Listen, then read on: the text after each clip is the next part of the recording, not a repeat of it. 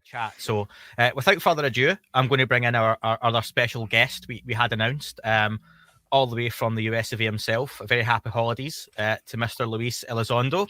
Lou, thank you for joining us at very, very late notice. Hey folks, how you doing? And thank you sincerely for having me. Hopefully you can hear me okay. I've got a new audio rig here. Trying to, every time I talk to you guys, I'm trying to improve the sound a little bit. So. Yes, no, we can hear you really well. How was your Christmas, Lou, with yourself and the family?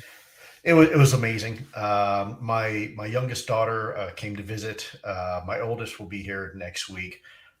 Any chance to get with a family is always a blessing. You know, I'll share something with you that I've never shared with anybody publicly.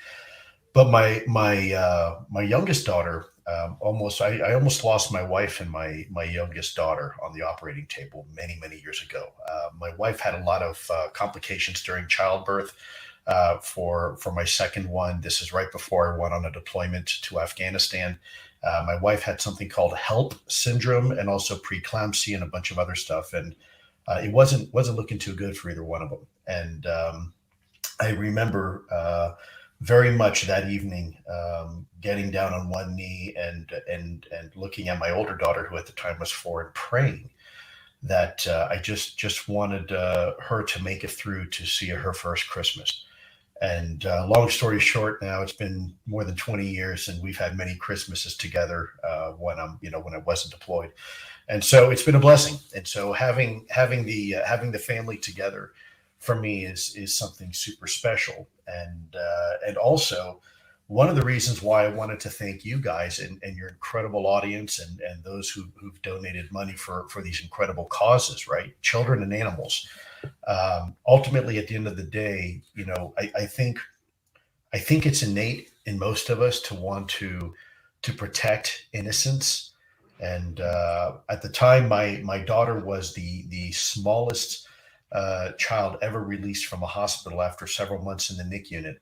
She came home at 3 pounds. And again, all I wanted her to do was survive for her first Christmas. And long story short, she's fit as a fiddle, super athletic and much smarter than I am, which doesn't say very much, I guess. But it's I know what it's like to almost lose someone or something you love, and I can't think of a better cause than what we're doing. People often associate me with things, and like you guys, I'm sure, with things like disclosure and truth behind the reality of UAP, but that's just one facet of our lives, right? We do what we do because ultimately we want to help humanity. We want to help everyone. And look, it's tough, man. We're in the middle of another COVID pandemic. The global economy hasn't been great. And yet people still found it in their hearts to give. Yeah. That's huge. That's huge. I don't see anybody else in the UAP community doing that. I see a lot of people charging for their time and taking the money for themselves, but I don't see anybody right now, than a small group of ragtag mavericks like us, saying, hey, why not? Let's do it. Let's just go ahead and give all the proceeds to a good cause and thank everybody individually for being so generous. Christmas can be hard for some people. Not everybody has a family, and I recognize that. Not everybody has a job. Not everybody has the ability and the resources to give. So giving is important. It's critical. It keeps us grounded. As individuals and as a species. Ultimately, if we can leave this place a little bit better than we found it, and we all take that, if you will, that way of thinking, maybe we can make a huge difference on this planet, And I would never want somebody to give money that they don't have. But there is a biblical verse, isn't there, that talks about the value of charity, right? And the value of giving money and the value of, to a multimillionaire, a $10,000 check doesn't mean as much to the old woman who only has a penny and she gives her last penny. By the way, I'm not asking anybody to give your last penny. Please don't do that. But my point being is that, everybody, giving just a little really makes a big difference. I know it did to me when I was younger, and I've tried to spend a good portion of my life not trying to give back. And because I know there were a lot of people who gave me second chances and third chances and fourth chances. I think that's important to remember, isn't it? Like we're all kind of works in progress and like puzzle pieces built over the courses of our lives. And listen, Lou, it's getting late, and you've been really generous with your time. Well, it's not late for you; it's early, but we want to get you back to your family. People will hate me if I don't ask.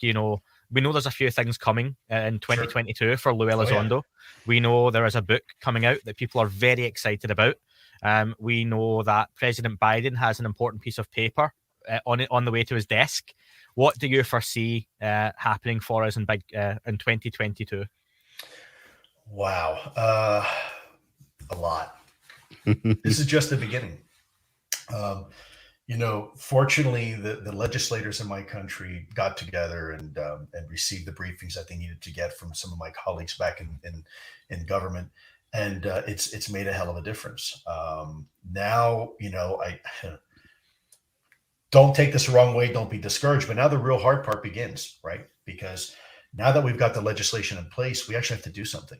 We can't just sit back and say, we won. No, actually, round one of the boxing match has been won. We still have 11 more rounds to go. And I said this in the beginning to everybody. Look, this is, disclosure isn't an event. It's process. And you're seeing that process. And by the way, the good news, it's actually unfolding very, very quickly.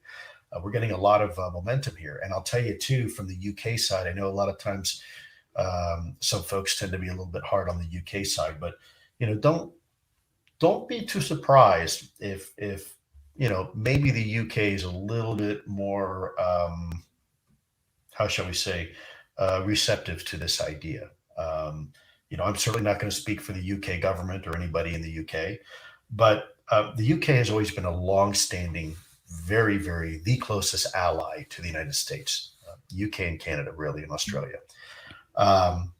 Probably because we have so much in common, frankly. I mean, really, if you look at it, a lot of America really, came from the UK at one point in the past. But there's other commonalities there. We're both staunchly supportive of democracies, and we both have a lot in common. And it's been my observation that there's some momentum in the UK on this topic, and some of that's because of what you guys are doing.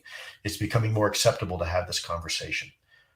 So I think what you're going to see is increased acceptance by the international community, increased involvement by the international community. You're going to see a much more robust and transparent effort here in the United States regarding this topic. We're just beginning, man. I mean, we've got the academic community, the scientific communities, we have the technology communities, all now stepping up and saying, hey, you know what? This is important. We want to be part of this. That's amazing. That's amazing. And of course, ultimately, private citizens, right? At the end of the day, this is really about us. And this is a journey we're all taking together. And so I think you're going to see opportunities for the general public to participate in this much more as well. I'm very optimistic. When I first started, I said I'm cautiously optimistic. I'm more optimistic now than I am probably cautiously optimistic. There's still some hurdles for sure, and some big challenges we're going to have to navigate and try to figure out. It's amazing that we've come this far. And when I say we, I mean we. I don't mean me or I or just Chris Mellon and myself or a few others. I mean all of us. We, you out there right now that's watching this podcast and watching this conversation. You are part of the conversation, whether you realize it or not. You are making a difference. You're having the conversation around the water cooler. You're having the conversation around the dinner table, and people are listening. So thank you. Thank you very much. And I think we're going to see more of this as time continues. My hope is that we'll be so successful that you won't need me anymore. I can just kind of fade off into the sunset and nobody will know who the hell Lou Elizondo was. And that'd be fine by me. I don't know when that time's going to come, but my hope is that it will come. And I think it will. Look, just look at this incredible group that we have together. Look, people are donating money for a cause who probably 3 years ago never really considered even UFOs as a serious topic. And now they're listening to you, and you have managed to get people together and have a conversation about UFOs while at the same time donating to some incredible causes. I mean, guys, that's magic, man. That's incredible. And I'm so humbled to be part of that. And if there's anything I can do ever to, for all the generosity and outpouring of people, to somehow show them my appreciation and repay them, I'm happy to do it. I wouldn't know where to start, but if you have any ideas, let me know. This has been really a humbling moment for me, and a very happy moment.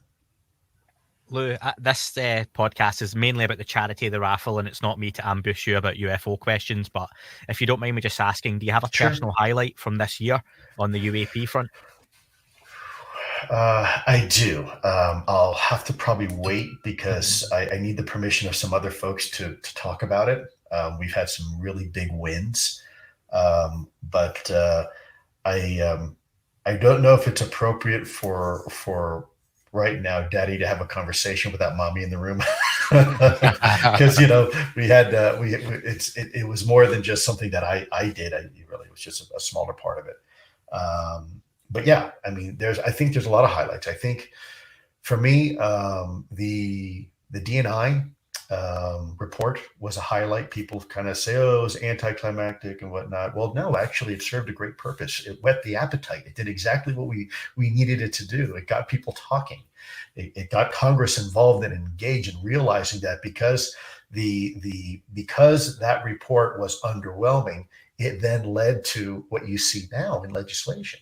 I know people probably at the time looked at it and a little bit disappointed, but it served the purpose precisely the way it needed to. At the time, we couldn't really have that conversation because you don't want to let those that are working against you know your strategy, but it was very successful. Dan, Vinny, either of you want to say anything to Lou before we let him have the rest of his day back? Just thank you, Lou, for everything. As always, it's been a fantastic year. Thank you personally for me for coming on my channel, for meeting in London when we did, and I look forward to seeing you again in 2022. So yeah, thank you very much. I'm echoing the sentiments. Really, just thank you for this opportunity to make such a difference in the world. A bunch of people pile their time and effort into it, and it's gorgeous. Yeah, it really is.